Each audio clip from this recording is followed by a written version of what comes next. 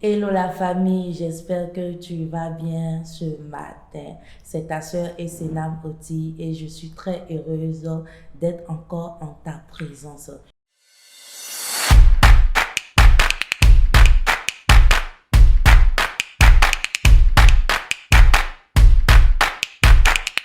Ce matin, nous allons parler encore de la nouvelle naissance. Et tu vas prendre avec moi Jean 3, le verset 5. La Bible dit,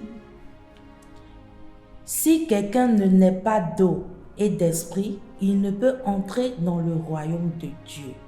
La semaine passée, on a vu que Jésus a dit à Nicodème qu'il devait naître de nouveau. Et aujourd'hui encore, il dit, si tu n'es pas d'eau, tu vas encore te poser la question pour dire que encore naître d'eau, c'est quoi ça encore? Naître d'eau. Est-ce que je ne vais pas me noyer? Est-ce que si je rentre dans cette eau-là, d'ailleurs même, est-ce que je sais nager? Oh, ce matin, je ne comprends pas encore naître d'eau. Donc, tu vas prendre avec moi Marc 16 qui dit, celui qui aura cru et qui aura été baptisé sera sauvé, et celui qui n'aura pas cru sera condamné. Disons que c'est comme si tu crois, tu as cru, donc tu viens et tu veux être baptisé. Disons que naître d'eau, c'est un baptême. Et dans les églises, on voit que quand tu viens à l'église et que tu veux être baptisé, naître de nouveau, il y a des cours qu'on donne et tu suis les cours. Il y a des églises, par exemple, c'est sur 3 mois, c'est sur 1 an, ça dépend des églises. Et quand tu finis de faire ce cours-là, maintenant, tu passes au baptême d'eau. En tout cas, moi, je te conseille soit de passer au baptême d'eau. C'est très important et c'est une manière aussi d'affirmer ta chrétienté. C'est une manière de montrer au monde que réellement tu as accepté le Seigneur Jésus-Christ. Tu l'as accepté en tant que ton Seigneur et Sauveur personnel. Et à la suite, il dit, et d'esprit et ne peut entrer dans le royaume des dieux. Ça veut dire, maintenant, tu dois être né d'esprit. Quand tu as fini le baptême d'eau, maintenant tu passes par l'esprit, le baptême du Saint-Esprit. Et comme la Bible dans Acte 1 et dans le Acte 2, quand Jésus partait au ciel, il a dit à ses disciples d'être toujours ensemble, de prier et qu'il allait envoyer le Saint-Esprit, l'Esprit consolateur, pour pouvoir les visiter afin qu'ils puissent partir partout dans le monde entier pour faire ce que lui, il a fait. Et ils vont faire même au-delà de ce qu'il a fait. Donc, quand tu donnes ta vie à Dieu, tu passes par le baptême d'eau. Le Saint-Esprit maintenant descend sur toi, l'Esprit consolateur, parce que Jésus, dans sa chair physique, il ne pouvait pas être partout.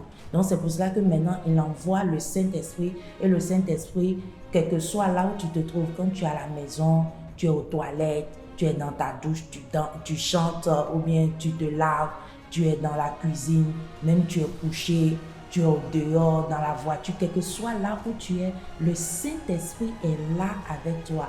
Il est partout avec toi. Il est en toi, il est ton ami et il veut être partout avec toi. C'est là que le Saint-Esprit descend.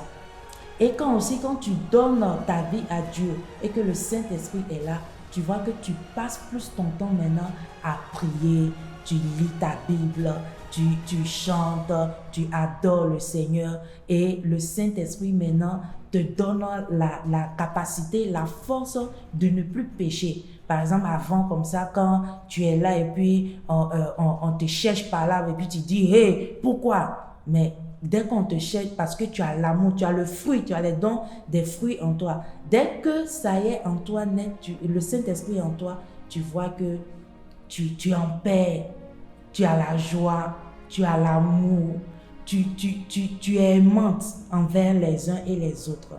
Donc, pour conclure, pour juste dire que quand tu donnes ta vie à Dieu, quand tu nais de nouveau et que tu as le Saint-Esprit, tu deviens une nouvelle créature. Ton corps devient maintenant le temple du Saint-Esprit.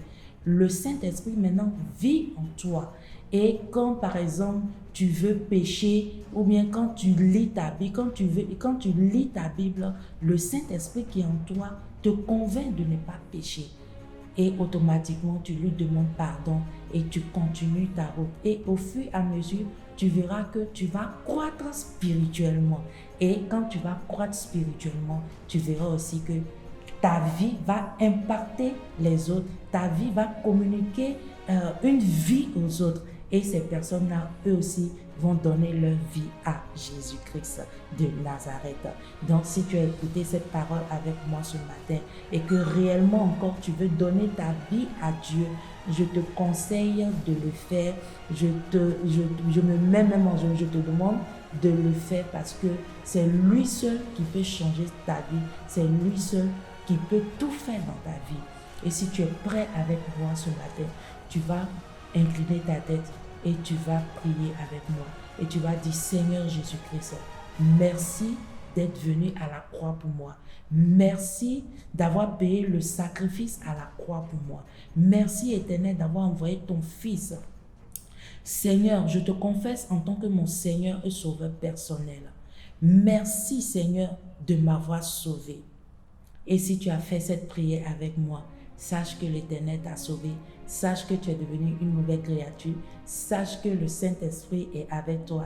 Il va te parler et il sera avec toi. Mais je te conseille, si tu as la possibilité, de te rendre dans une église locale où tu peux soit aller te baptiser ou bien soit être conduit comme il se doit. Soyez bénis et n'oubliez pas de partager. N'oubliez pas d'inviter vos amis. N'oubliez pas de liker. Soyez bénis et à très bientôt.